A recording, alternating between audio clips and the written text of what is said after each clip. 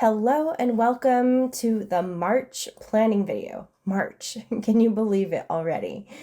I felt like this month was particularly hard to plot out. So usually in these videos, I talk through like how I plan out the month ahead. This includes business items, this includes personal items, and now I'm also including wedding planning items. So this month felt particularly hard to plot out because of all of those different components. I also have a board meeting happening this month, and that happens every other month. So leading up to that board meeting, there's different committee meetings that we are discussing different things. So I just like to make sure that there's like enough time and space for me on each day in order to get all of my tasks done in Asana. So that's actually where I start. So I have my Asana board open on my right side.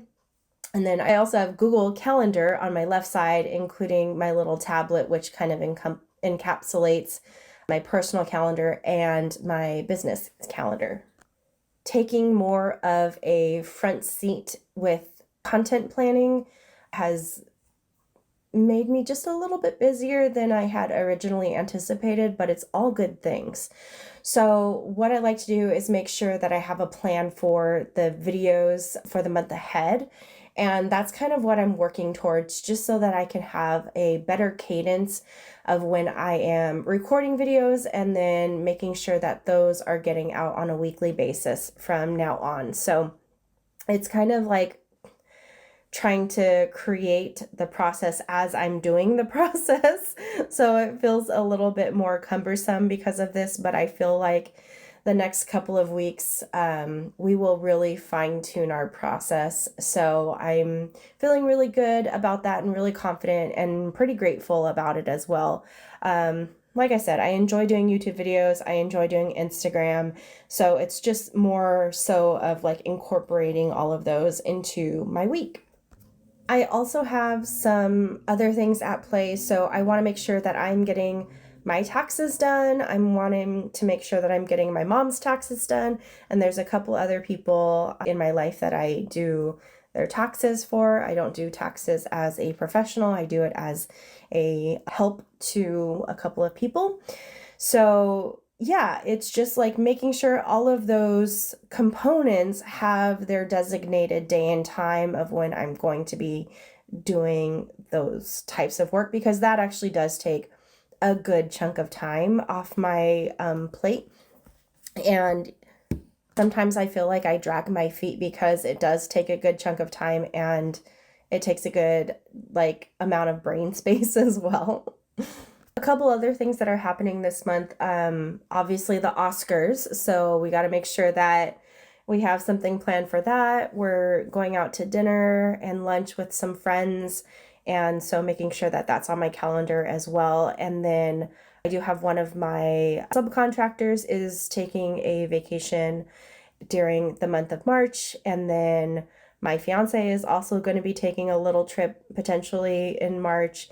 And also my website designer actually is going to be in town. So I'm going to be taking off that day and dedicating to, meeting up with her and touching base with her. So I'm really looking forward to that. I am also trying to make sure that I incorporate days off for me personally. So there's a couple of events that I can attend like for free, like during the week. And I'm just trying to make a plan that I can do those things. So making sure that I have, the time on those designated days and that I kind of am able to rearrange some of the Asana due dates so that I can, take that time off, because I think it's so important when we're in like these busy seasons of life to just be able to step aside and like go to a park and read a book or go to a museum and look at art or, those types of things. I think it's just so important for a well-rounded life that I incorporate those things into my weeks. So the last component of me planning out the month of March is just really plotting it all out onto my paper calendar, which goes onto my wall that's just right here next to me on my desk.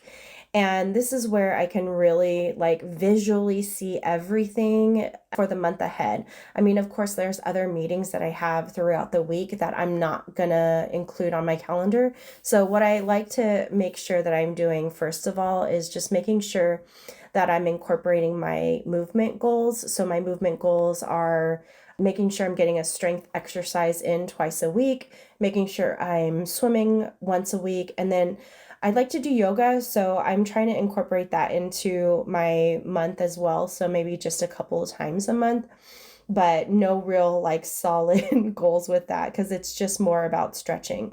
So in addition to all of that, I do like to take my daily walks. So after I eat lunch, I like to go on a walk around the block, and sometimes it's 15 minutes, sometimes it's 20, sometimes it's 30, and sometimes it's 45. It just really depends on the day and how much time available that I have. So once I get through kind of like those goals on the side of my calendar, and then I just start plotting out certain days like that I'm going to be designating to my CEO days, to YouTube recording days.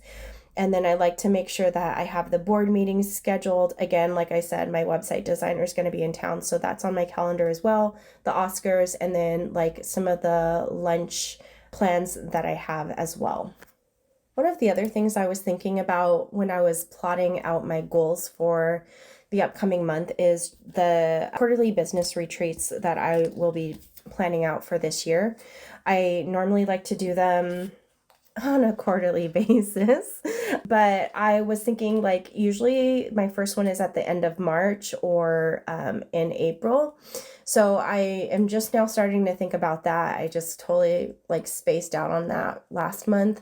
So yeah, so that's kind of like percolating in my brain. I also wanted to plot out like what are the other quarterly business retreats going to look like for the next, year basically, because we now have like somewhat of a date for our wedding. And so by the time, you watch this, hopefully we have signed contracts and vendors and things like that already.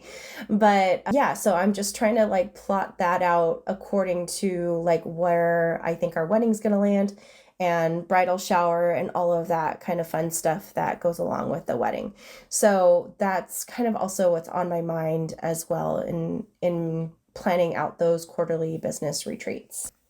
Now, if you are a small business and you haven't done like a quarterly business retreat before, I would definitely like recommend if you wanted to watch like my first quarterly business retreat when I went away to San Diego, because I recorded all of that. And I think it's just really helpful to always touch base like on a quarterly basis with the larger goals that you have for your business for the year, because that kind of really helps you stay on track. I think oftentimes we get so like into the nitty-gritty details of our businesses that we just kind of forget to look at the bigger picture. One of the other things that I wanted to talk about was just like when I first started setting up my business, I thought that having standard monthly bookkeeping packages with different tiers of service would actually work for most of my clients, if not all. Although there are a lot of similarities with how things like QuickBooks and transactions and expenses are handled, I very quickly discovered that each client is unique and different, and my services needed to be adjusted based on what each of their needs were. Whether it's a nonprofit client, an individual, small business, corporation, everyone has a different way of handling their business financials. And the range of requests and needs were more diverse than I was expecting. So, with that said, I really needed to hone in and figure out how to curate the best client experience for each client where they were with their businesses. And this made me realize that I really need to kind of like curate each contract and each proposal based off of the client's needs. So just remember, like, as your business grows, that there are going to be adjustments that you have to make.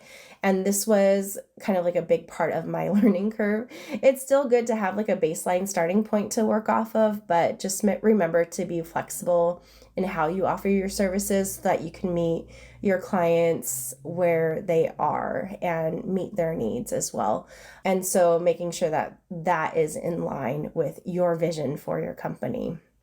I just wanted to say thank you so much for being here and for watching these videos, and I will see you guys in the next video.